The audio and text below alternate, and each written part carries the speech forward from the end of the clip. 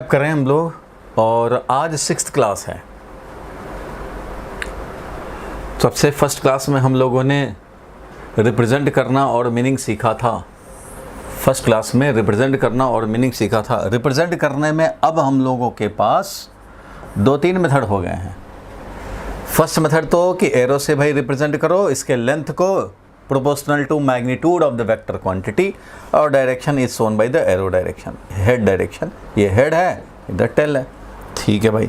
साथ में हम लोगों ने देखा ये कि किसी भी वेक्टर को रिप्रेजेंट करना हो तो ये भी एक तरीका हुआ भाई कि उसका magnitude multiplied by unit vector. It means represent करने का ये दूसरा तरीका है भाई कि यूनिट वेक्टर से मल्टीप्लाई कर दो इसके मैग्नीट्यूड में। कोई फोर्स हमें 10 वैल्यू का लिखना है तो 10 लिख दो और जिस डायरेक्शन में चाहिए उस डायरेक्शन के यूनिट वेक्टर से मल्टीप्लाई कर दो। वाई डायरेक्शन में अगर 10 वैल्यू का फोर्स चाहिए तो 10 जे कैप न्यूटन हो जाएगा। इस तरह से ये भी एक मेथड मिला रिप्रेजेंट करने का, एक तो एरो से, दूसरा इस तरह से यूनिट वेक्टर से, और हम लोग तीसरा था रिप्रेजेंट करना कि रिजॉल्व करके भी रिप्रेजेंट करना हम लोग सीखे। रिजॉल्व करके हम लोग किसी वेक्टर को लिखते हैं भाई कि इसका x component i cap, y component तो j cap and z component है भाई तो k कैप। हम लोगों ने देखा था 3 डायमेंशनली, दैट इज 3 कंपोनेंट में i j k में रिजॉल्व करते हैं। इसका वैल्यू होता है, इसको हम लोग x component, y component, z component बोलते हैं। वैल्यू होगा under root ax square, means x के i कैप के कोफिशिएंट का स्क्वायर, जे कैप के कोफिशिएंट का स्क्वायर और के कैप के कोफिशिएंट का स्क्वायर। ये हम लोगों ने जब रिजॉल्व करना सीखा तो ये third method of representing A vector quantity हमें मिला। इट मीन्स ये स्टार्टिंग में जब टॉपिक स्टार्ट हुआ था तो हम लोग रिप्रेजेंट सिर्फ एरो से करना सीखे। तो भाई खाली एरो तक ही रिप्रेजेंटेशन नहीं है, एरो के बाद भी हम लोग रिप्रेजेंटेशन का दूसरा तरीका देखें जब यूनिट वेक्टर पहचाने। तो unit vector is used to represent the direction, और जब रिजॉल्व किए तो तीसरा मेथड हो गया किसी वेक्टर को रिप्रेजेंट करने का।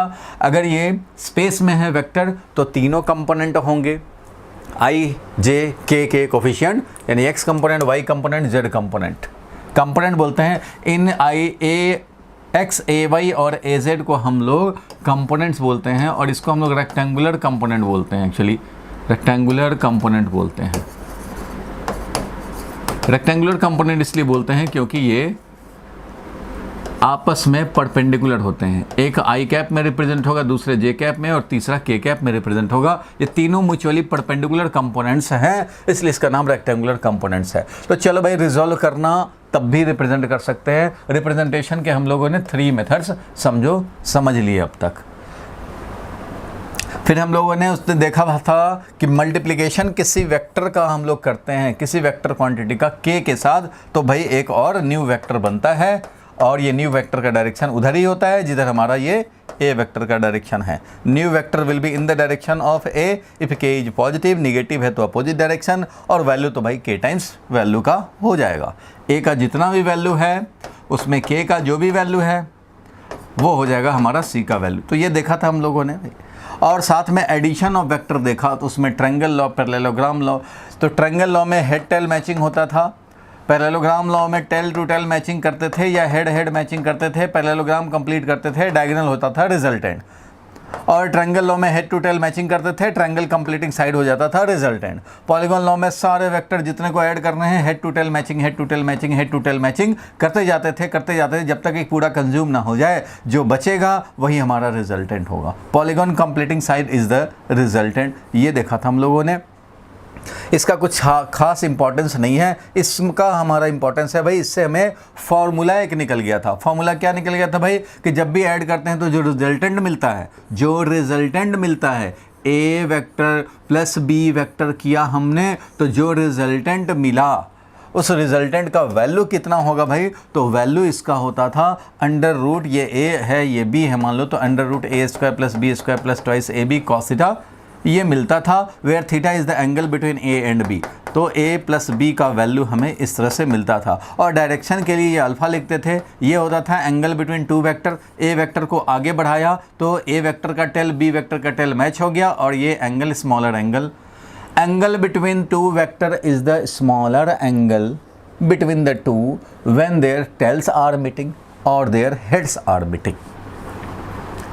ऐसे में एंगल नहीं लेते, यहाँ हेड हेड या टेल टेल का मैचिंग होता है तभी, इसलिए ए वेक्टर को आगे बढ़ाया और ये दोनों का टेल टेल जब मैचिंग हो गया तो टेल टेल मैचिंग में से जो स्मॉलर एंगल लेंगे उसको एंगल बिटवीन टू वेक्टर बोलते हैं।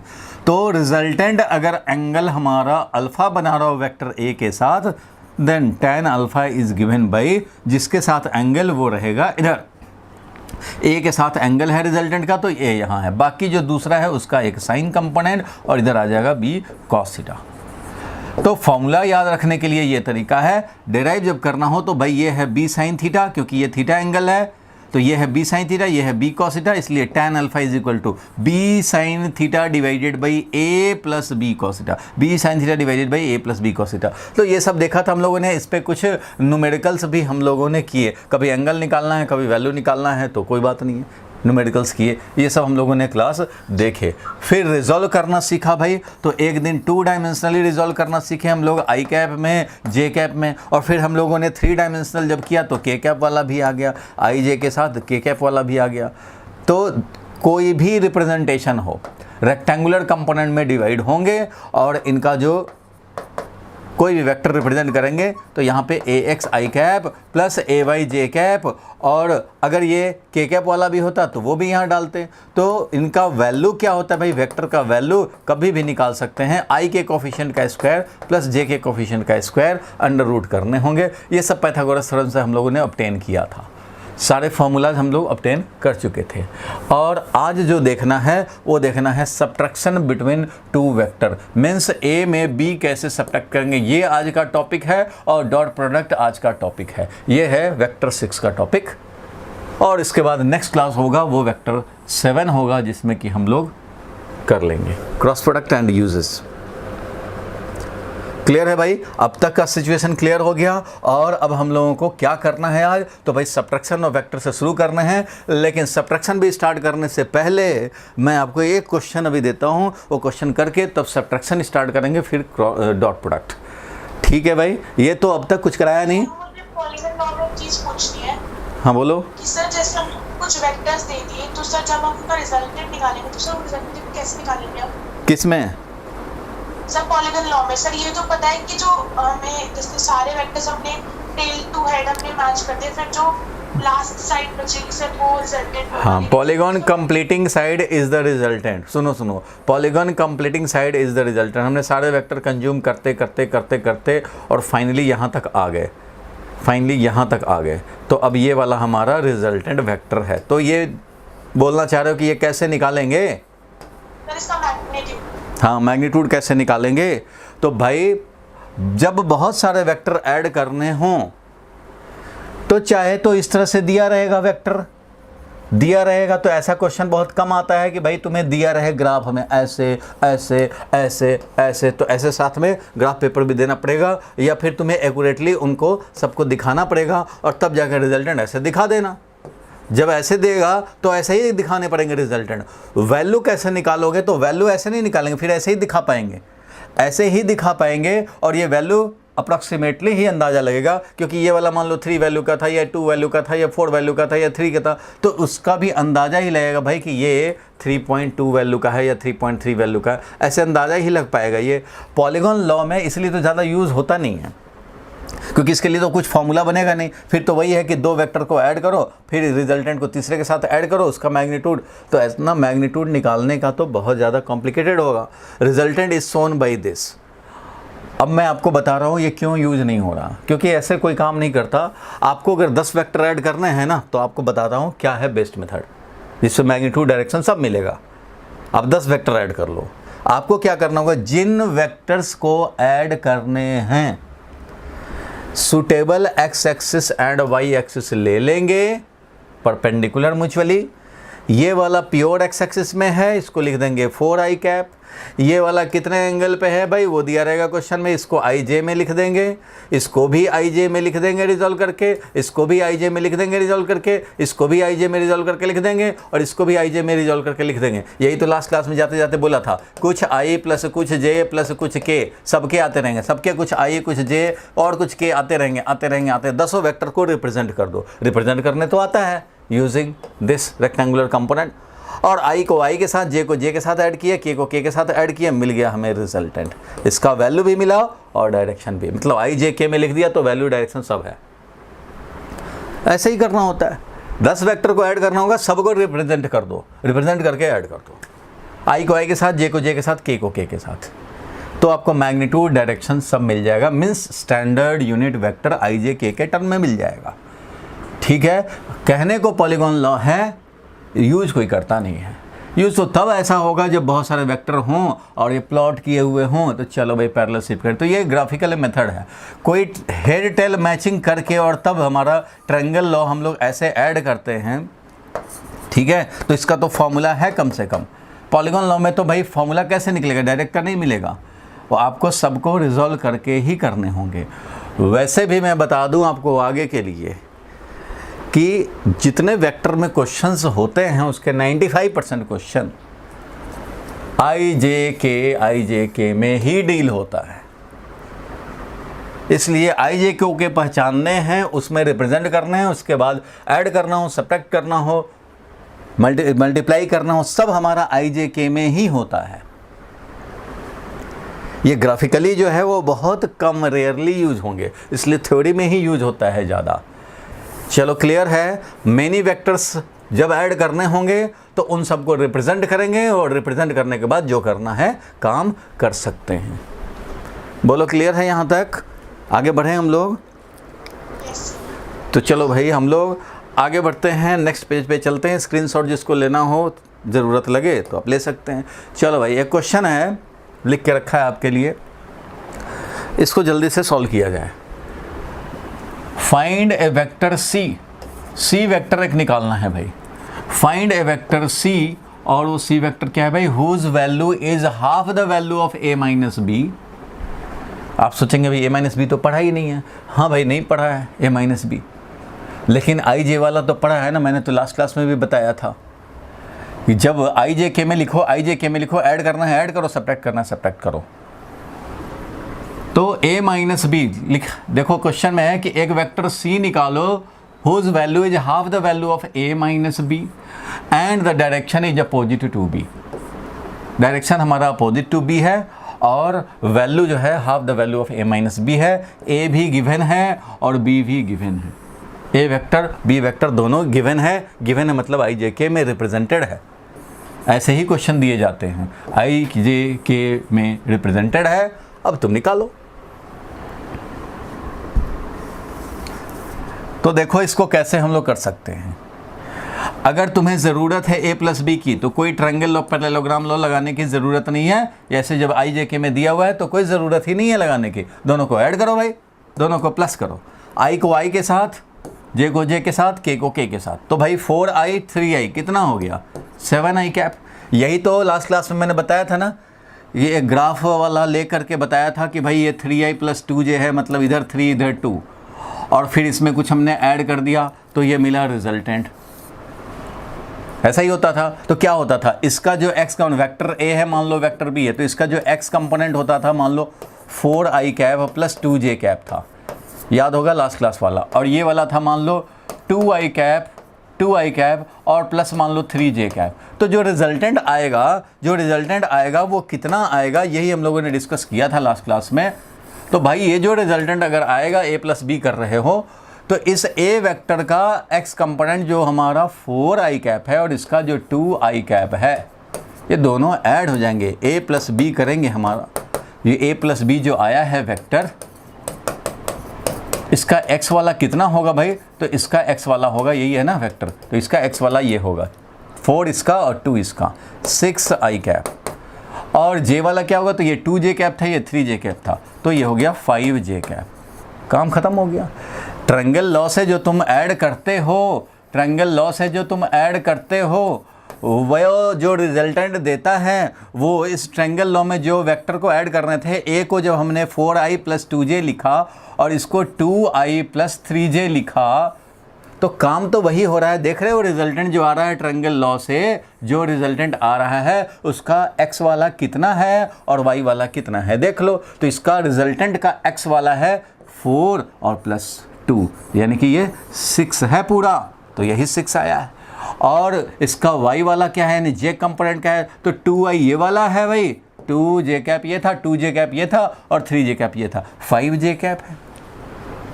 तो ट्रायंगल लॉ का रिजल्टेंट क्या, अगर इनके हमें दो वेक्टर को ऐड करने हैं तो ऐसे करके हमेशा थोड़ी प्लॉट करते चलेंगे कि इसका प्लॉट करो, इसका प्लॉट करो और ये तो इसका निकालो। अरे भाई काम तो वही हो रहा है, सबके x कंपोनेंट वाले ऐड हो जाएंगे 7i कैप, इसका इसके साथ ऐड करोगे भाई 3j और 5j, तो क्या हो जाएगा 8j cap, minus k cap है और -3 है, तो माइनस हो गया कितना भाई, तो -4k कैप।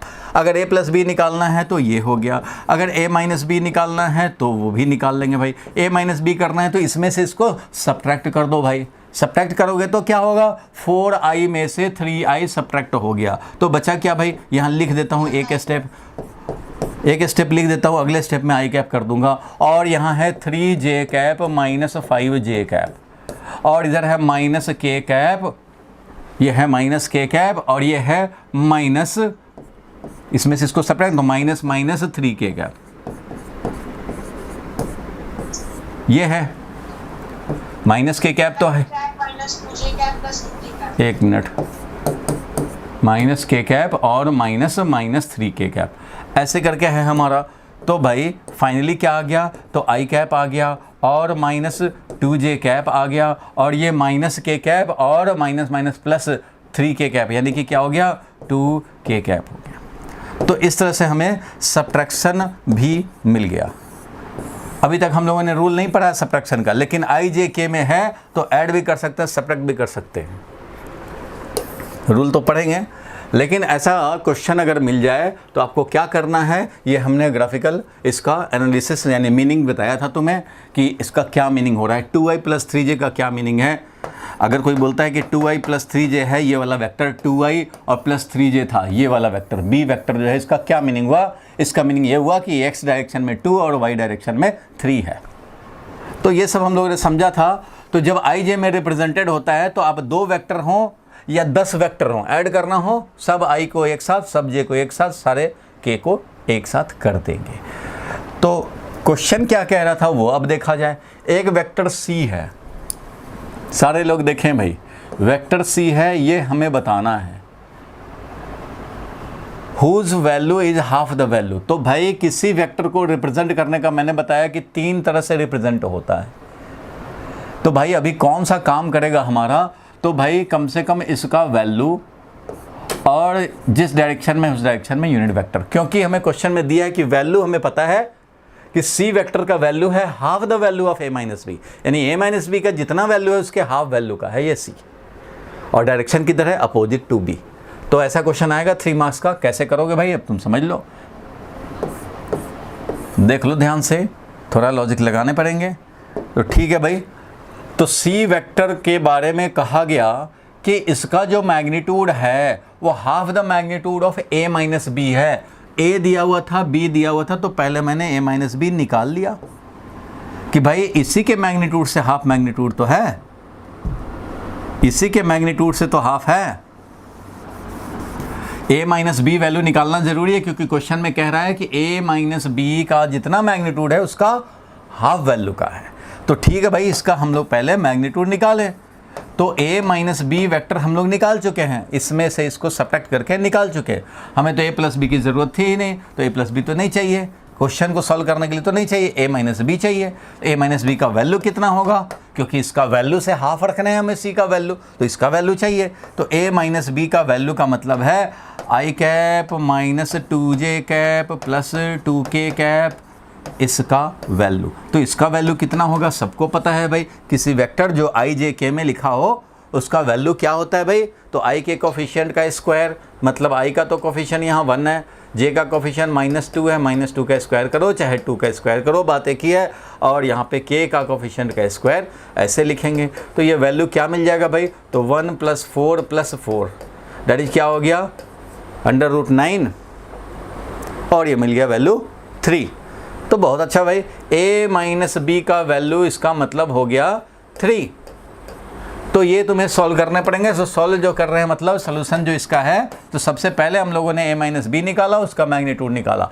c वेक्टर का जो मैग्नीट्यूड है, जिस वेक्टर को हमें क्वेश्चन में निकालना है फाइनली, उसका मैग्नीट्यूड है a माइनस बी के मैग्नीट्यूड का हाफ।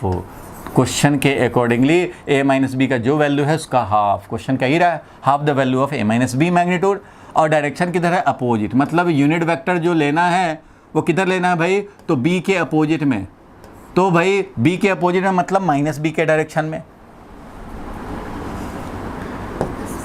ए वेक्टर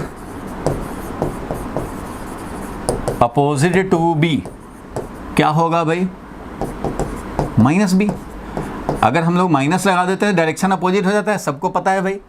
किसी को माइनस से मल्टीप्लाई कर दो तो ये अपोजिट वेक्टर हो गया, बी के अपोजिट वेक्टर हो गया -3i कैप -5j कैप और +3k कैप +3k कैप। ये हमारा -b है, -b वेक्टर मतलब एक b वेक्टर जो था उसके अपोजिट का वेक्टर हो गया।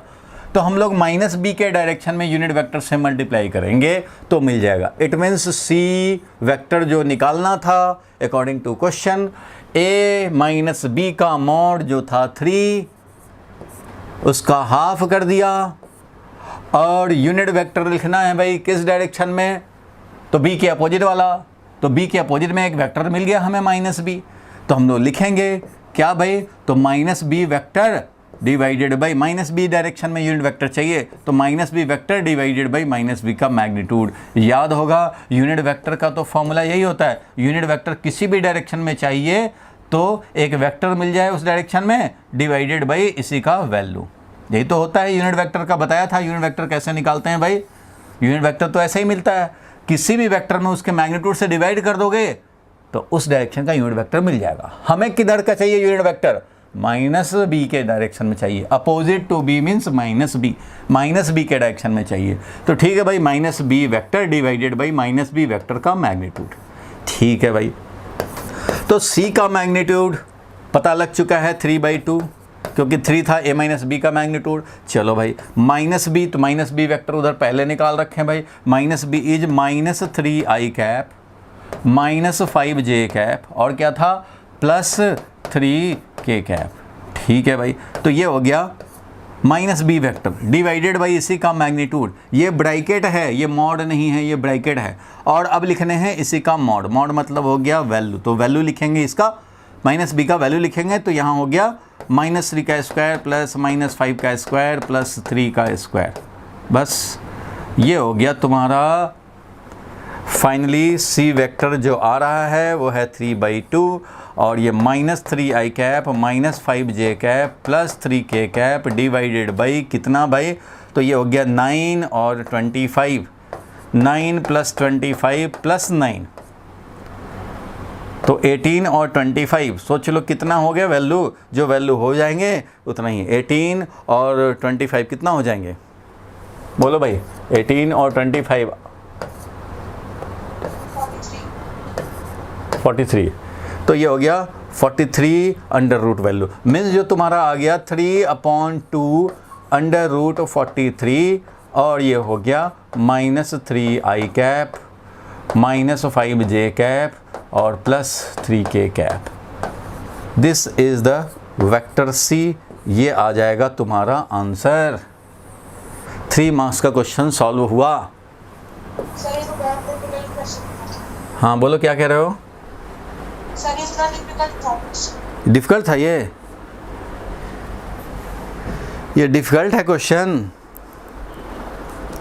अभी पहली बार आ रहा है तो डिफिकल्ट तो लगेगा ना, पहली बार आ रहा है जिंदगी में। क्वेश्चन देखो साफ साफ कह रहा है कि भाई एक वेक्टर बताओ जिसका वैल्यू, मैं फिर से रिपीट कर रहा हूं, सब लोग ध्यान से समझ लो। एक वेक्टर ऐसा निकालो हुज वैल्यू इज, देखो कितना साफ साफ लिखा हो भाई कि A vector, find a vector C whose value is half the value of a minus B. मतलब तुम a माइनस बी का वैल्यू जो है उसका हाफ c का वैल्यू होगा और डायरेक्शन अपोजिट टू b। कितना क्लियर तो सब है भाई। तो पहले तो तुम a माइनस बी निकाल लो, तो a b दिया हुआ है तो a माइनस बी निकाल लिया हमने और a माइनस बी मिलेगा। और अपोजिट टू बी, तो अपोजिट टू बी भी एक वेक्टर निकाल लिया भाई, बी वेक्टर के अपोजिट में ये निकाल लिया। फर्स्ट टाइम देख रहे हो भाई। अब देखो 9th क्लास वाला, 10th क्लास वाला तो अब सोचोगे कि वैसे फार्मूला पुटिंग एक स्टेप में आंसर आ जाए, तो वैसा तो अब नहीं ना होगा, अब तो 2-4 स्टेप लेने पड़ेंगे। तो ए वेक्टर था, बी वेक्टर था, हमने ए माइनस बी भी निकाल लिया क्योंकि ए माइनस बी का जो भी वैल्यू होगा उसका हाफ रखने हैं। तो भाई ए माइनस बी निकाला पहले, आई को आई के साथ सब्ट्रैक्ट किया, जे को जे के साथ, के को के के साथ, पहला काम तो ये कर लिया, ए माइनस बी निकाल लिया, उसका वैल्यू निकाल लिया, 3 वैल्यू आया भाई, चलो बहुत बढ़िया। और उसके बाद क्या करना है, तो माइनस बी हमने निकाल के रख लिया क्योंकि हमें बी के अपोजिट में चाहिए, सी वेक्टर जो निकालना है वो अपोजिट टू वेक्टर बी है, तो बी वेक्टर के अपोजिट में ले लिया। माइनस लगाने से क्या होता है, जस्ट अपोजिट हो जाता है। अगर ये है हमारा बी वेक्टर तो ये वाला है माइनस बी वेक्टर। तो भाई क्वेश्चन कह रहा है कि सी हमारा बी के अपोजिट में है, मतलब सी हमारा इस डायरेक्शन में वेक्टर है, सी वेक्टर हमारा इस डायरेक्शन में है। तो भाई बी जब इस डायरेक्शन में है तो उसका अपोजिट हमने ले लिया, हमें इस डायरेक्शन का यूनिट वेक्टर चाहिए। Means C vector will be, C vector कितना होगा, तो इसका वैल्यू पहले रख दो और मल्टीप्लाइड बाई यूनिट वेक्टर किस डायरेक्शन में, माइनस बी के डायरेक्शन में, माइनस बी क्योंकि अपोजिट टू बी चाहिए, तो इसी डायरेक्शन का यूनिट वेक्टर क्या है, माइनस बी के डायरेक्शन में यूनिट वेक्टर। सो जो अपना स्टैंडर्ड रिप्रेजेंटेशन था वो यही तो था तरीका भाई, सी वेक्टर लिखना, वैल्यू भी दे रहा है, डायरेक्शन भी बता रहा है, तो वैल्यू है, डायरेक्शन है यूनिट वेक्टर से, तो वैल्यू था ए माइनस बी के वैल्यू का हाफ कर दिया भाई। और डायरेक्शन किधर लेना होगा भाई, तो माइनस बी के डायरेक्शन में यूनिट वेक्टर, उससे मल्टीप्लाई कर दो। हमने कर दिया। कैसे मल्टीप्लाई करते हैं, तो भाई यूनिट वेक्टर निकालने का बताया है फॉर्मूला, वो किस दिन के लिए बताया, यही सब के लिए बताया है। कोई भी वेक्टर किसी भी डायरेक्शन में निकालना हो, डी डायरेक्शन में निकालना हो, अगर ए वेक्टर के डायरेक्शन में निकालना हो तो ए वेक्टर में ए वेक्टर का ही मैग्नीट्यूड से डिवाइड कर देंगे, तो ए के डायरेक्शन में यूनिट वेक्टर मिल जाएगा। तो हमें माइनस बी के डायरेक्शन में चाहिए था, तो कोई बात नहीं है, माइनस बी ले लो भाई और डिवाइडेड बाई माइनस बी का मैग्नीट्यूड कर लो, मिल जाएगा यूनिट वेक्टर। तो ये माइनस बी रखा और उस डायरेक्शन में यूनिट वेक्टर ऑब्टेन कर लिया, डिवाइड किया है इसके मैग्नीट्यूड से, तो बस इसके बाद क्या सॉल्व कर देने हैं, काम खत्म हो गया। डिफिकल्ट कहाँ, अब बोलो क्लियर है सबको? Yes sir. किसी को डाउट है पूछ ले भाई, ताकि मैं आगे बढ़ूं। बोलो भाई यहाँ तक क्लियर है? क्लियर है। Yes sir. अगर क्लियर है तो ठीक है भाई, अब हम लोग आगे बढ़ते हैं। जिसको नोट करना है नोट कर ले जल्दी से।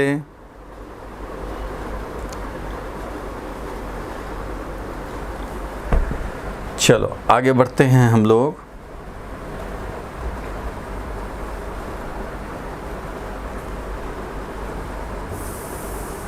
सब्ट्रैक्शन देखने हैं वेक्टर्स के, सब्ट्रैक्शन बिटवीन टू वेक्टर्स ये देखने हैं। देखो भाई आई जे में दिया रहेगा तो वो तो प्रॉब्लम ही नहीं है। अगर वेक्टर ए भी आई में, जे में, के में दे दे, ये भी आई जे के में दे दे, तब तो कोई प्रॉब्लम ही नहीं। अभी तो किया था हम लोगों ने, इसमें से इसको आई को आई के साथ, जे को जे के साथ, के को के साथ कर देने हैं, काम खत्म हो जाएगा। ठीक है, फिर भी एक फॉर्मल वे है सब्ट्रैक्शन समझने का, वो ज़रा समझना ज़रूरी है, जैसे ट्रायंगल लॉ समझा वैसे ही। तो सबसे पहली बात, अलजबरा 5 माइनस 2 लिखते हैं तो this can be written as 5 plus minus 2। बोलो भाई ऐसा लिख सकते हैं कि नहीं? Yes sir. अलजबरा में ऐसा लिख सकते हैं, अर्थमेटिक अलजबरा में 5 माइनस 2 इज 5 प्लस माइनस 2 लिख सकते हैं। वैसे ही a माइनस बी निकालना चाहते हो तो a में माइनस बी वेक्टर को ऐड कर लो। Subtraction between a and b is nothing but addition between a and minus b, और एडिशन के तुम रूल जानते ही हो, इसलिए 5 मिनट का चीज़ है। जो एडिशन पढ़े वही है सब्ट्रैक्शन। बस तुम्हें क्या करना है, सब्ट्रैक्शन करना है। इसका मतलब पहले माइनस बी ले लो वेक्टर, उसी को सब ऐड कर दो ए में। ए माइनस बी निकालना है तो ए में ऐड करना है माइनस बी को, बस। अब देखो ये a माइनस बी यानी कि addition between a and minus B. देखो पहले तो मैं ग्राफिकली समझा दूं इसको, फिर फॉर्मूला समझेंगे। मान लो ये a वेक्टर है, this is a vector and this is b vector, मान लो। चलो भाई एंगल कुछ होगा अपना थीटा एंगल, जानना है एंगल कितना है, तो भाई पैरेलल शिफ्ट करके टेल मैचिंग करो या हेड मैचिंग करो, मिल जाएगा। चलो भाई ये ठीक है, ए में से बी को सब्ट्रैक्ट करना है, ऐड इस बार नहीं करना है। अगर ऐड करने होते तो ऐड कर सकते थे तुम, अगर ऐड करने को पूछता तो आपको मालूम ही है। तो तो चलो मैं पहले ऐड करके दिखाता हूँ। ए में बी को ऐड कर रहा हूँ, तो ए में वेक्टर बी हमने पैरेलल शिफ्ट किया और ऐसे रख दिया कि हेड टेल मैचिंग हो जाए। हेड ऑफ ए और टेल ऑफ बी मैचिंग हो गया, और क्योंकि हेड टेल मैचिंग किए हैं तो ट्रायंगल लॉ से ही तुम्हारा रिजल्टेंट मिलेगा। तो भाई ट्रायंगल लॉ से अब हम लोग रिजल्टेंट इसका लिख देंगे। तो रिजल्टेंट क्या आया भाई? तो रिजल्टेंट आया ये वाला। इस वेक्टर को क्या बोलेंगे हम लोग भाई? तो इस वेक्टर को बोलेंगे ए प्लस बी वेक्टर। बोलो ठीक है भाई। और इन दोनों के बीच का जो एंगल है, ये हेड टेल मैचिंग को अभी मैं हटा रहा हूँ, तो समझ ही रहे हो आप, हेड टेल मैचिंग है। ये है angle between A and B. ठीक है, अब मैं क्या कह रहा हूँ भाई? क्वेश्चन कह रहा है कि हमें तो सब्ट्रैक्ट करना था। किसको किससे भाई? तो ए में माइनस बी को अब ऐड करना है, क्योंकि ए में सब्ट्रैक्ट करना है बी को। तो अब मैं चाहता हूँ कि ए में माइनस बी, ये तो ए प्लस बी मिला। अब देखो माइनस बी, पहले बी को मैं माइनस बी कर रहा हूँ, तो बी था, ए में माइनस बी को ऐड करना है। तो ठीक है भाई, मैंने निकाल लिया माइनस बी वेक्टर। जितना लेंथ का था उतना ही लेंथ का इधर अपोजिट डायरेक्शन में ले लिया। This vector is called minus B vector. तो इसलिए ये ए वेक्टर और ये माइनस बी वेक्टर, इन दोनों को ऐड करना है। तो ए के हेड पे माइनस बी का टेल रखा, क्योंकि इनको ऐड करना है भाई। तो ए के हेड पे माइनस बी का टेल रख दिया। और triangle completing side is the resultant. तो ट्रायंगल कंप्लीटिंग साइड को रिजल्टेंट से दिखाना है भाई, तो रिजल्टेंट से दिखा देंगे। तो ये वाला आ गया तुम्हारा रिजल्टेंट। ये जो रिजल्टेंट है इसको क्या बोलेंगे भाई? ये जो रिजल्टेंट दिख रहा है वो ए और प्लस माइनस बी है। तो ए प्लस माइनस बी है, इसका मतलब ए माइनस बी है। This vector is A minus B. ये ए माइनस बी वेक्टर है, ये ए प्लस बी वेक्टर है। ए प्लस बी मिलके ए प्लस बी हो गया, ए और प्लस माइनस बी मिलके हो गया ए माइनस बी। ऐड ही तो किया, ए में हम लोगों ने माइनस बी को ऐड ही तो किया है और कुछ नहीं। यही हो गया रिजल्टेंट हमारा, यही हो गया ए माइनस बी। आप सोचेंगे कि अच्छा इसका तो वैल्यू कैसे मिलेगा? ए वेक्टर और माइनस बी, चलो रिजल्टेंट तो ऐसे दिखा दिया, लेकिन इसका वैल्यू कैसे मिलेगा? तो भाई वैल्यू भी वैसे ही मिलेगा जैसे ऐड ही तो कर रहे हैं, ऐड ही तो कर रहे हैं, ए में माइनस बी को ऐड कर रहे हैं। तो इसलिए अगर हमारा वेक्टर दिया रहेगा ए वेक्टर और बी वेक्टर, ए वेक्टर ऐसे था और बी वेक्टर ऐसे था, तो ए में हम लोगों ने बी को ऐड किया और ए में माइनस बी को ऐड किया, तो दोनों हमें मिल गए। ए प्लस बी भी मिला, ए माइनस बी भी मिला। हाँ, अब इसके वैल्यू निकालना चाहते हो, फॉर्मूला निकालना चाहते हो, तो वो अभी मैं दिखाऊंगा। ये मीनिंग तो समझ में आ गया भाई कि ए माइनस बी कैसे निकला। चलो अब जरा मैं इनका फॉर्मूला लिखता हूँ। फॉर्मूला देखो दो तरह से हम लोग इंटरप्रेट करते हैं, सारे लोग ध्यान से समझ लेंगे। कुछ टीचर एक ही मेथड बता करके छोड़ देंगे, मैं आपको दोनों बता दे रहा हूँ, आपको जो सूटेबल लगे वो आप काम करते रहना। आप बताओ, ए वेक्टर था, ए वेक्टर को अगर मैं आगे बढ़ा दूं, बी वेक्टर था तुम्हारा ये वाला, ये थीटा एंगल था, ए वेक्टर बी वेक्टर और ये माइनस बी। ए और बी में, ए वेक्टर को आगे बढ़ाया तो ए और बी में थीटा एंगल है। तो बताओ ए और माइनस बी में कितना एंगल है? ए वेक्टर और माइनस बी वेक्टर में कितना एंगल है? ये एंगल है। देखो ए वेक्टर को समझो आगे बढ़ा दिया, ए वेक्टर को समझो आगे बढ़ा दिया, अब टेल टेल मैचिंग हो गया। तो ये वाला एंगल और एक इधर से एंगल, तो ये वाला एंगल लेना पड़ेगा। ये है angle between A and minus B, जो कि होगा पाई माइनस थीटा। ये है angle between A and minus B, angle between A and minus B. और ये वाला है angle between A and B. बोलो भाई, ये तो क्लियर है? या इस कलर से नहीं दिख रहा है तो बता दो भाई।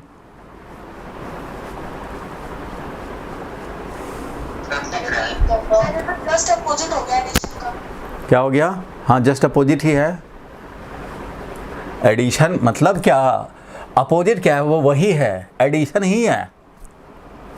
ए में बी को ऐड ना करके माइनस बी को ऐड कर लो भाई, दो वेक्टर को ऐड कर रहे हैं। A minus B vector is equal to A vector में ऐड करना है माइनस बी वेक्टर को। तो पहले ये काम कर लो भाई, उसके बाद इसको ऐड कर दो। चलो देखो भाई क्या होता है। तो आपको जब समझते हो कि a माइनस बी, जब आप समझते हो कि a minus B is a plus minus B, ये जब खोपड़ी में तुम्हारे आ चुका तो रिजल्टेंट का फॉर्मूला भी तुम्हें पता होगा कि a plus minus B add ही तो कर रहे हैं, तो इसका मैग्नीट्यूड क्या होता था।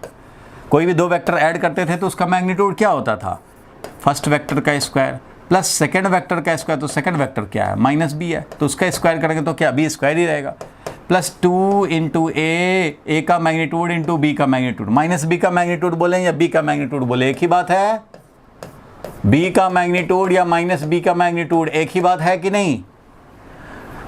अगर बी वेक्टर है 4i कैप और माइनस बी वेक्टर हो गया माइनस 4i कैप, तो दोनों का जब वैल्यू लेंगे तो क्या लिखेंगे, बी वेक्टर का मैग्नीट्यूड 4 हुआ और माइनस बी वेक्टर का भी मैग्नीट्यूड 4 ही हुआ कि नहीं। सो मैग्नीट्यूड सेम ही रहेगा, बी वेक्टर हो चाहे माइनस बी। तो ए का स्क्वायर, फर्स्ट वेक्टर का स्क्वायर मैग्नीट्यूड का स्क्वायर, सेकंड का मैग्नीट्यूड का स्क्वायर, थर्ड का मैग्नीट्यूड, ये भी माइनस बी का स्क्वायर लिखना जरूरी नहीं था, बी का ये स्क्वायर लिख देते, बात एक ही था, कर देते हैं। तो A square plus B square plus twice A B और कॉस, किसको किसको ऐड कर रहे हो, ए और माइनस बी को ऐड कर रहे हो। बताओ एंगल क्या लिखें। जब आप a माइनस बी निकाल रहे हो और a में प्लस कर रहे हो माइनस बी का, तो आपको फॉर्मूला तो पता है ना एडिशन का, कि a का स्क्वायर प्लस b का स्क्वायर, दूसरे वेक्टर का स्क्वायर प्लस 2 इंटू इसका मैग्नीट्यूड इंटू कॉस, इन दोनों के बीच का एंगल। तो a और माइनस बी के बीच का एंगल चाहिए ना, तो a और माइनस बी के बीच का एंगल चाहिए, तो यहाँ पे पाई माइनस थीटा लिखने पड़ेंगे, क्योंकि a और माइनस बी के बीच का एंगल पाई माइनस थीटा है। इसलिए ये फॉर्मूला क्या बन गया, तो A square plus B square plus twice A B और कॉस पाई माइनस थीटा को बोलते हैं हम लोग minus cos theta. Cos pi minus theta क्या होता है भाई, तो माइनस कॉस थीटा। तो माइनस को मैं यहाँ ले आऊँगा तो ये क्या बन जाएगा, minus 2ab cos theta. Theta क्या है यहाँ पे, थीटा क्या है,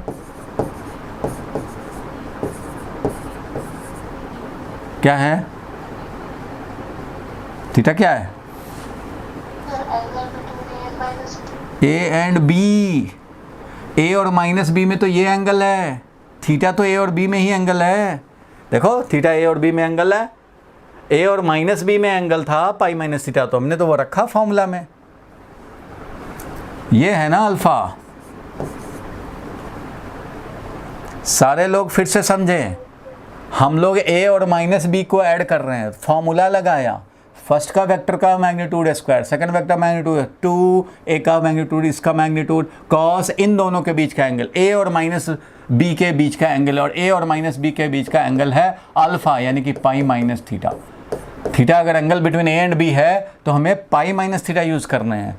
हमें a और b थोड़ी ना ऐड कर रहे हो कि दोनों के बीच का एंगल लिखोगे, a और b के बीच का एंगल नहीं लिखेंगे, हम लोग a और माइनस b ऐड कर रहे हैं, तो a और माइनस b के बीच का एंगल चाहिए।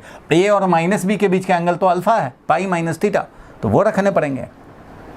बोलो क्लियर है यहाँ तक? Yes sir. तो अब इसी को मैंने इवेलुएट किया तो ऐसे आ गया, मतलब ये वाला जो है वो माइनस यहाँ आ जाएगा और ये थीटा रह जाएगा। ये थीटा है angle between A and B, और यहाँ पे माइनस यूज करना पड़ेगा अगर तुम a माइनस बी का मैग्नीट्यूड लिखते हो। तो फाइनली ये एक फॉर्मूला बन गया। सब्ट्रैक्शन अगर होना है तो क्या मॉडिफाई करने पड़ेंगे मैग्नीट्यूड में, तो मॉडिफाई ये करने पड़ेंगे कि यहाँ जहाँ प्लस था वो यहाँ माइनस हो जाएगा, एंगल वही का वही रह जाएगा। एंगल जो हमारा होता था angle between A and B, वही का वही रह गया, क्योंकि हमने जो एंगल लिखा वो पाई माइनस थीटा, उसका ये इफेक्ट जो है वो यहाँ आ गया माइनस में। अब तो ये एंगल खाली थीटा बचा है, तो angle between A and B.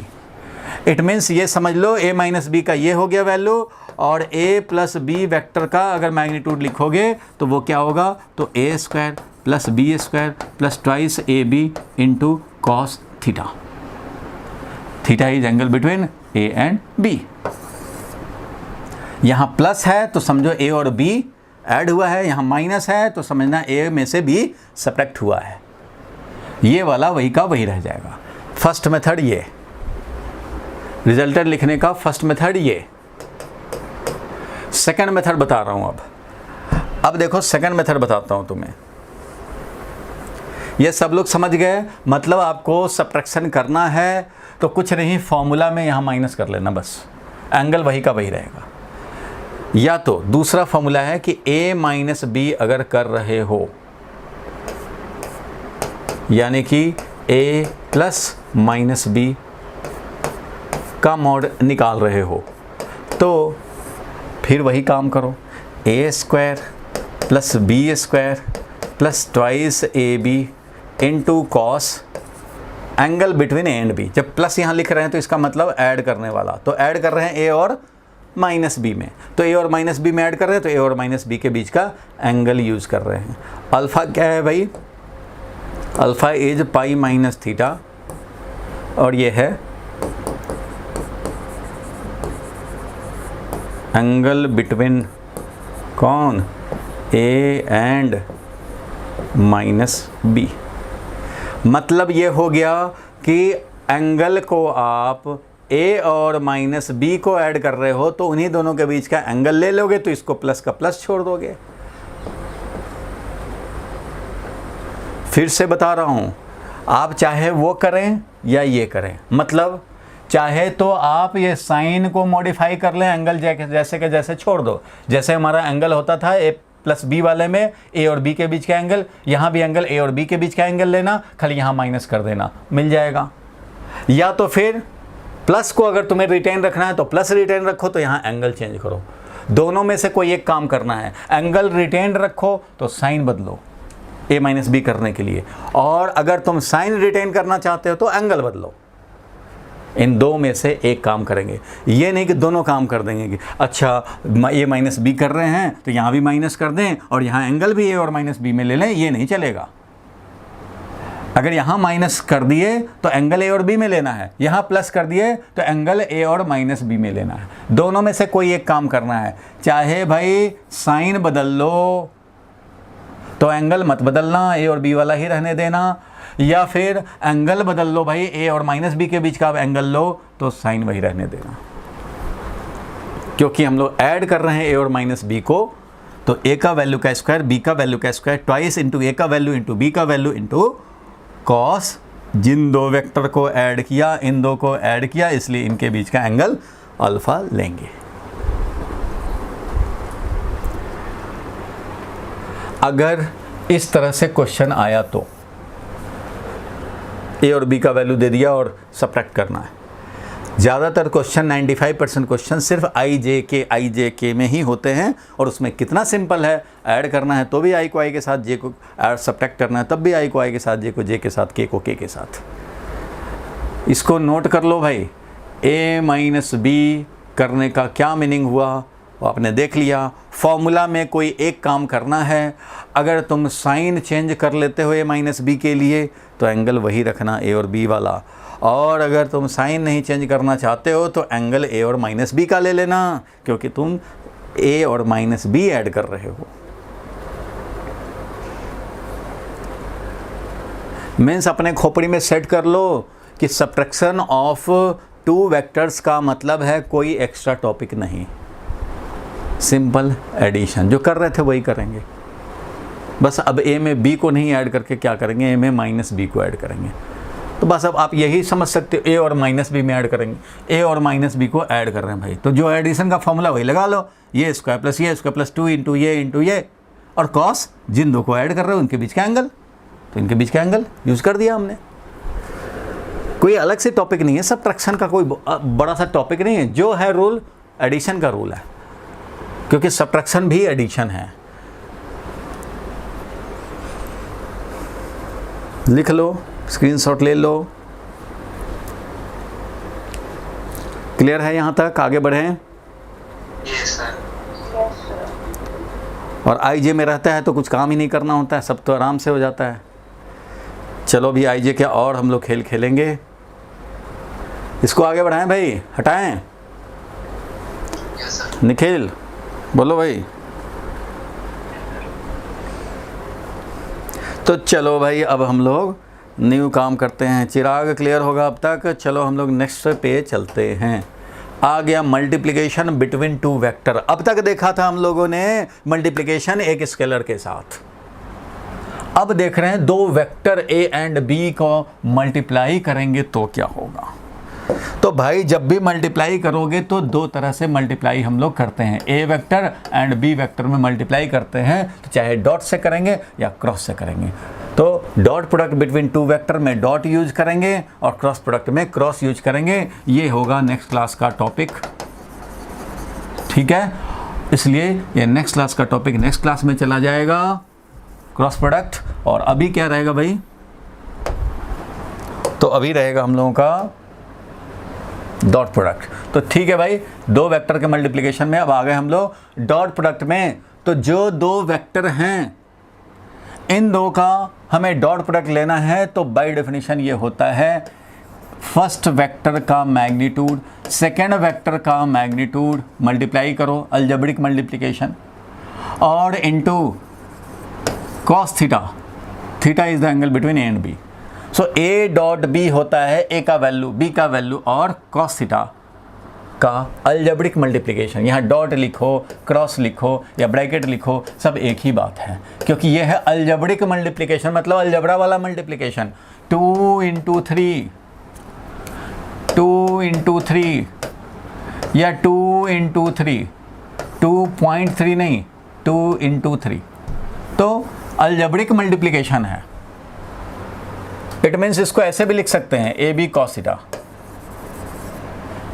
A dot B, देखो भाई ए वेक्टर और बी वेक्टर का जब डॉट प्रोडक्ट लेते हैं तो इससे प्रोड्यूस होता है ए वेक्टर का मैग्नीट्यूड, बी वेक्टर का मैग्नीट्यूड और कॉस थीटा का वैल्यू। और ये जो राइट हैंड साइड में जो प्रोड्यूस हुआ ए डॉट बी से जो बना वो एक स्केलर है भाई। स्केलर है, यहाँ वेक्टर तो है नहीं, देख रहे हो। वैल्यू था मान लो 3, वैल्यू था मान लो 2 और वैल्यू था मान लो हाफ, cos 60 डिग्री हाफ है। तो यहाँ पे कोई वेक्टर तो है ही नहीं। जब 3 मल्टीप्लाई करेंगे 2 इंटू 3 इंटू हाफ अगर ऐसे करेंगे तो हमें क्या मिलेगा? स्केलर मिलेगा। So dot product produces scalar, इसलिए इसका दूसरा नाम है scalar product. Dot product between two vector, या फिर इसको हम लोग बोलते हैं स्केलर प्रोडक्ट। दो तरह के मल्टीप्लिकेशन होते हैं वेक्टर वेक्टर में, एक स्केलर प्रोडक्ट और दूसरा वेक्टर प्रोडक्ट। जब ए क्रॉस बी करेंगे नेक्स्ट क्लास में तो वो होगा A B sine theta magnitude में, और एक यूनिट वेक्टर से मल्टीप्लाई हो जाएगा।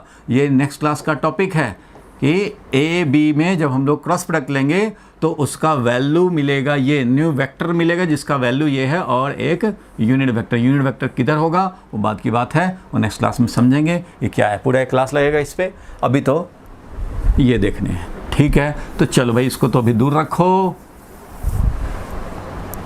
Scalar product.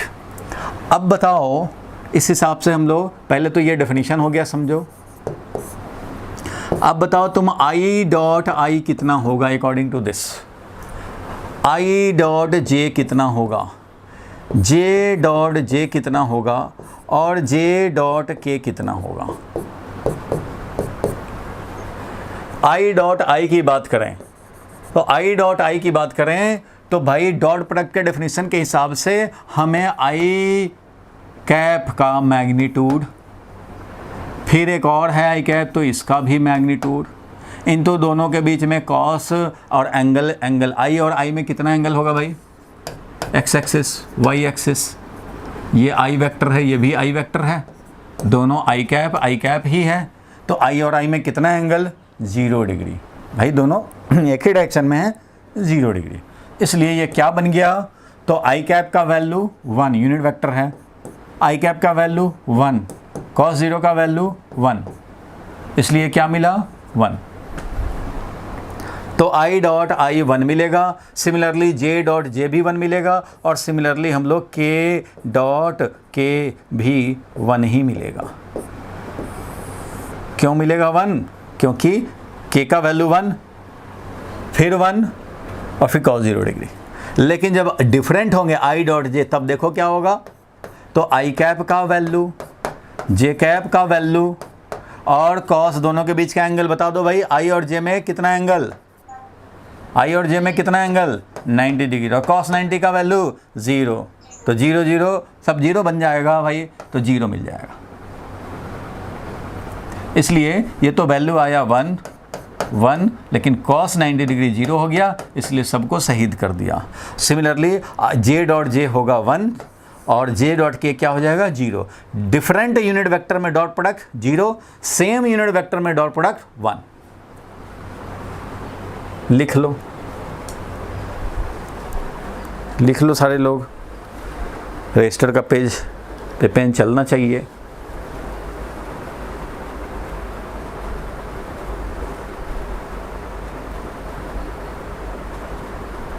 बोलो भाई यहाँ तक ठीक है।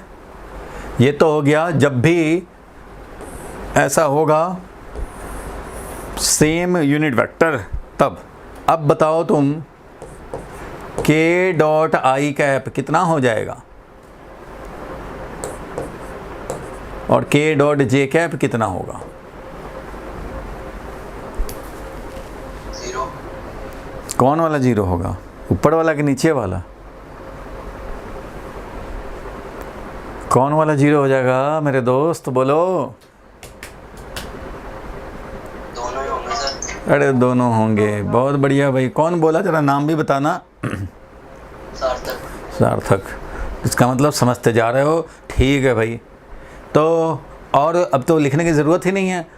आई कैप डॉट के कैप अगर हो जाए तो वो भी क्या होगा, जैसे ही डिफरेंट आया 90 डिग्री एंगल cos 90 0 सेम आएगा तो हमारा 1 हो जाएगा, तो j डॉट जे भी 1 हो जाएगा। चलो कोई बात नहीं, ये आप समझ गए। तो अब तुम ये बताओ, अगर बोला जाए कि find a dot B, find a dot B if, question है नेक्स्ट, जल्दी से लिखो। Find a dot B if a is equal to 2i minus 3j and b है वेक्टर 3i प्लस 4j। चलो भाई a डॉट बी निकालने हैं। ए vector भी दिया हुआ है, बी वेक्टर भी दिया हुआ है, निकालने हैं A dot B. A dot B का मतलब है, अब इसमें ध्यान देना, अब इसमें ये करने की ज़रूरत नहीं पड़ेगी, अब तुम्हें ये वाला यूज़ होगा सीधा। कैसे देखो, एक बता देता हूँ पहले, इस टाइप का क्वेश्चन, वैरायटी ऑफ क्वेश्चन तो मुझे दिखाने पड़ेंगे, बाद में उस टाइप के क्वेश्चन आएंगे, थोड़ा बहुत चेंज करके आएंगे तो वो आप कर पाएंगे। पहले तो कुछ हमें कराने पड़ेंगे स्टार्टिंग में। तो ये देखो, A vector B vector dot product लेने हैं, तो ठीक है भाई, ए को एज इट इज लिख लेते हैं 2i cap minus 3j cap, और इसको डॉट प्रोडक्ट लेने हैं किसके साथ भाई, तो 3i cap plus 4j cap के साथ। तो जिस तरह से उधर अलजबरा में करते हैं वैसे ही यहाँ काम करने पड़ेंगे। पहले 2i को पकड़ो, इसके साथ डॉट प्रोडक्ट लो, डॉट है ना यहाँ बीच में, तो डॉट प्रोडक्ट लेना, फिर इसको इसके साथ डॉट प्रोडक्ट लो, फिर अब इसको पकड़ो भाई, इसके साथ कराओ, और इसको इसके साथ कराओ। फिर मीन्स क्या लिखूंगा मैं भाई, तो ये लिखूंगा, देखो a dot B is equal to 2i as it is dot 2i, सब लोगों का नज़र बोर्ड पे रहे, 2i डॉट 3i। ठीक है भाई, ये हो गया काम 2i का 3i के साथ। फिर अब इसका इसके साथ करेंगे, तो यहाँ पे देखो पॉजिटिव है, ये भी positive, plus 2i cap dot 4j cap, 2i cap dot 4j cap. ठीक है भाई, इसका इसके साथ हो गया, इसका इसके साथ हो गया। अब इधर वाले का, तो यहाँ पे देखो क्या लिखा हुआ है, माइनस 3j कैप, तो माइनस 3j कैप और डॉट 3i कैप, ये हो गया, समझो ये हो गया। और उसके बाद आ गया माइनस 3j कैप और इसके साथ डॉट 4j कैप, ये मिल गया हमें, minus 3j cap dot 3i cap और minus 3j cap dot 4j cap, ये मिल गया तुम्हें। ब्रैकेट हम लोगों ने ब्रेक कर लिया, समझो, और ये हमें मिल चुका है। ठीक है भाई, अब यहाँ से हम लोग काम करेंगे। देख लो भाई, ये वाला एक चाहो तो आप ऐसे ब्रैकेट में समझ सकते हो, 4 पार्ट हो गए, 2 इसका और 2 इसका। 2i डॉट 3i, तो i डॉट i 1 होता है, तो देखो कैसे इसको सॉल्व करेंगे, तो जो कोफिशिएंट है पहले उसको मल्टीप्लाई कर लो, मतलब 2 इंटू 3 तो कर लो पहले 6, 2 इंटू 3 तो 6 है। अब i डॉट i होता है 1, i डॉट i होता है 1। ठीक है भाई, अब इसका 2 इंटू 4 तो पहले कर लो भाई 8, और i डॉट j होता है 0, कि लिख दूँ? लिख देता हूँ, चलो एक स्टेप। फिर यहाँ पे देखेंगे -3 और इंटू 3, डॉट प्रोडक्ट लेना है तो -3 और 3 इन दोनों का पहले मल्टीप्लाई कर लिए तो -9 हो गया। अब j डॉट आई, -3 और 3 को मल्टीप्लाई कर लिया -9, अब j डॉट आई, तो j डॉट आई क्या हो जाता है? 0। भाई j डॉट आई तो होता है 0।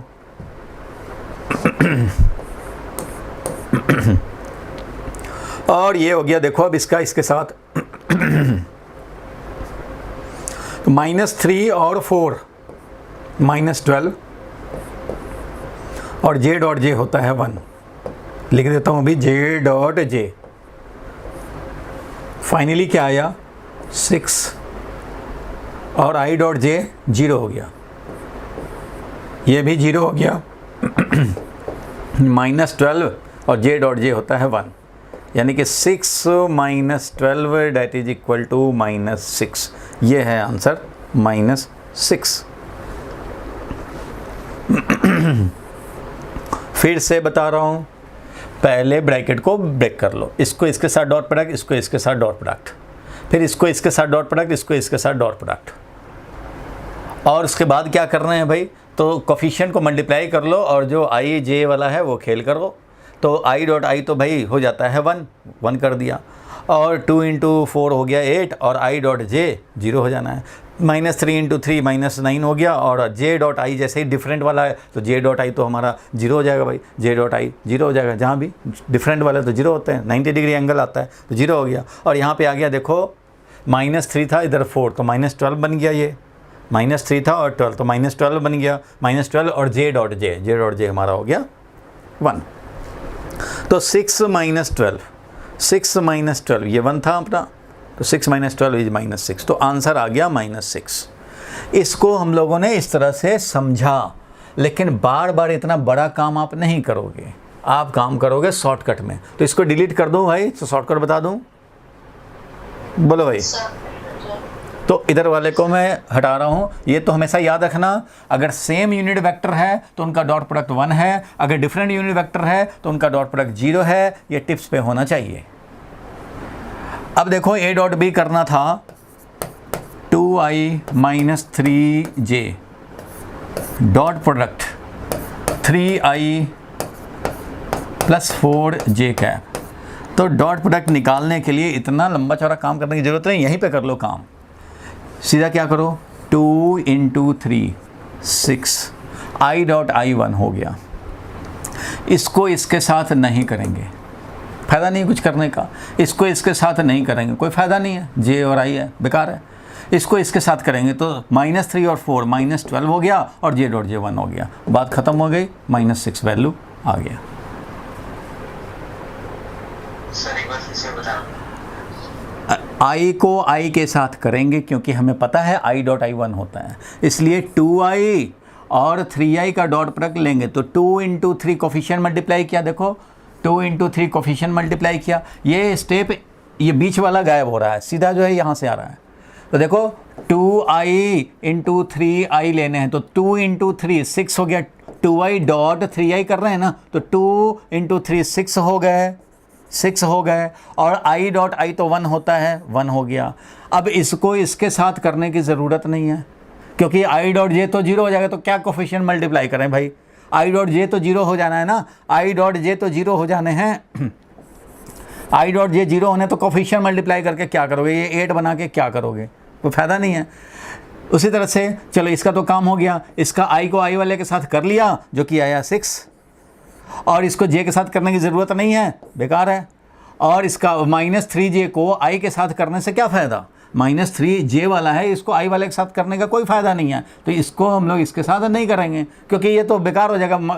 -3 इंटू 3 करके -9 लाओगे, फिर 0 ही ले आओगे, j डॉट आई है। तो इसलिए डिफरेंट यूनिट वेक्टर वाले में डॉट प्रोडक्ट लेने की ज़रूरत ही नहीं है। अब j वाले को j के साथ करेंगे तो -3 इंटू 4 -12 हो गया, और -12 j डॉट j 1 होता है, तो -12 इंटू 1, तो सीधा मिल गया। वही काम मैंने यहाँ किया है, i को i के साथ करेंगे तो 2i 3i 6 हो गया, i डॉट आई 1 हो चुका है। अब इसका दूसरे के साथ j वाले के साथ करने की ज़रूरत नहीं है, और j वाले को i के साथ करने की ज़रूरत नहीं है।